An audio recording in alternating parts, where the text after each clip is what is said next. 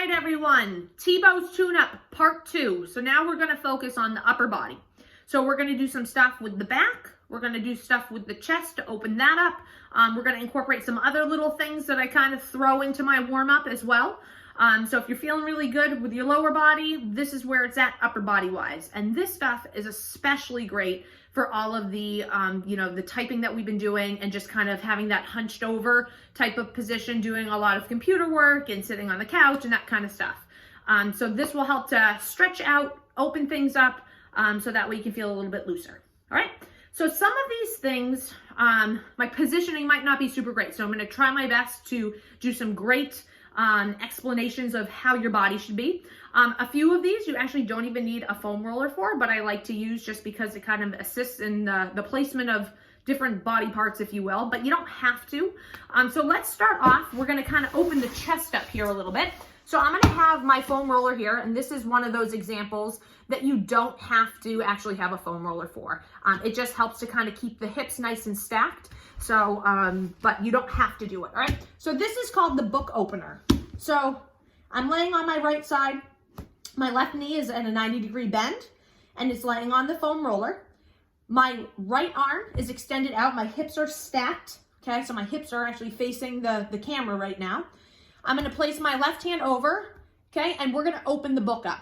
So what I'm going to do is I'm going to watch this left hand the whole time, and I'm going to open things up and go all the way over to the opposite floor. So this is great to open the chest, but also get a nice spinal rotation, okay? And these are actually supposed to be performed at a nice, even tempo, not rushing through too much, not taking it too slow, but I want my gaze to be on my hand the entire time.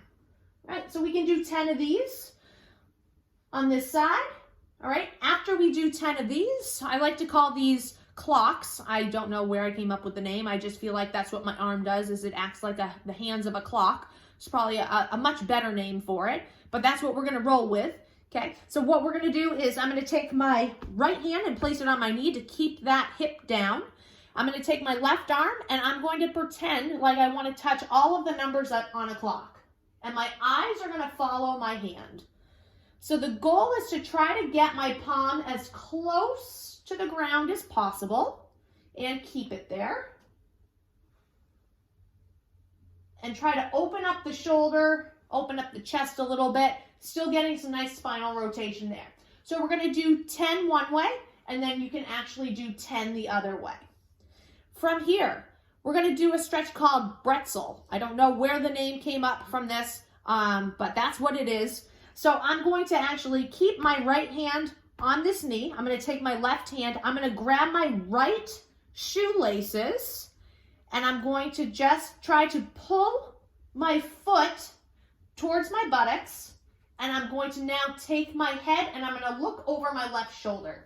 So we should feel a nice spinal twist through this. Also feel a nice stretch all through the right hip flexor and the hip area, so that one closest to the ground. My head's nice and relaxed on the ground, and we're going to hold this for about 30 seconds. Right? Once you're done with that, you can release. From here, we're going to switch over to the other side. So we're going to do the same exact thing that we just did on the other side. So you'll start with your book openers for 10, then you'll do your clocks, one way for 10, the other way for 10, and then you'll do that bretzel on the other side. All right? Once we're done with that, what we're going to do is we're going to actually take the foam roller here. Now, you don't need a foam roller for this. You could actually just do this on the floor, but I like to get into a child's pose position. So I'm going to sit towards my heels. I'm actually going to spread my knees nice and wide. I'm going to have this foam roller right in front of me. I'm going to put my wrists on so my palms are facing one another, about shoulder distance apart. And what I'm going to do from here is I'm going to use the roller to roll out as far as I can reach and pull back in. So in addition to getting a nice reach and stretch all through my shoulder blades and my chest and my back, I'm actually opening up my hips as well, and I'm opening up my shin area and my ankle joints. So we're going to do 10 of those there. As a modification, what you could do here is you can also do some marching, okay, to just kind of mobilize the shoulders and the scapula area a little bit, the shoulder blades. So I can march, march, march, march.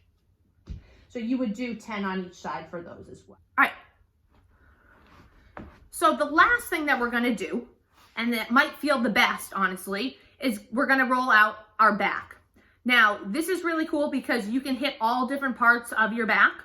The one area I would recommend you stay away from, though, is gonna be your low back, right? So anything mid-back and higher, shoulder blade area, all of that stuff is fair game, okay? But we don't wanna foam roll the lower back because this actually can put too much pressure on those vertebrae. So we don't wanna foam roll our low back. A lot of time, to be honest, if our low back feels tight, it's actually because our hamstrings are really tight. So the first thing to do if you have low back pain is really start by stretching out those hamstrings and see if that helps to alleviate things. And if it does, awesome. If it doesn't, maybe start foam rolling a little bit more your glutes, your hips, that kind of stuff. But usually we associate low back pain with hamstring tightness.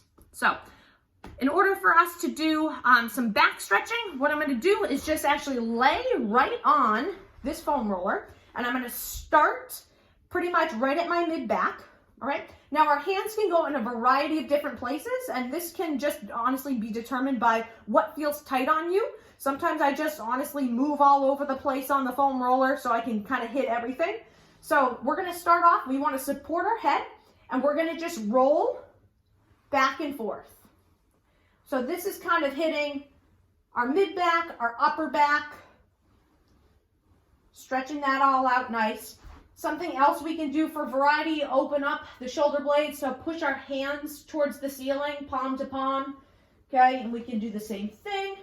Hug ourselves, all right? Even lean more towards one side, lean towards another side, right? And then what we can also do is a nice little kind of like back bend, if you will. So what I'm gonna do here is I'm gonna roll myself up, kind of think of it like vertebrae by vertebrae.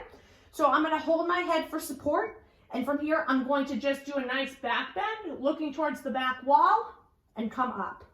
Roll about an inch up higher, same thing, and you can kind of scoot with your feet until you get all the way up to roughly about the top of your shoulders. We don't really want to do this on our necks either. Right? You go back down and you can repeat the process, right? So wherever feels tight with you, don't ignore those spots. Take some extra time, really kind of dig in there. When it comes to this stuff though, remember, pain is your body's way of giving you feedback to say that that's too much. Not saying that all of this is gonna feel amazing, but listen to your body. There's Zero saying hi. Listen to your body. If something just does not feel right, stop doing it. And obviously, if you have questions about anything, feel free to give me, shoot me an email and let me know. Or talk to Zero, because he's got a lot to say. Have a good day, everyone.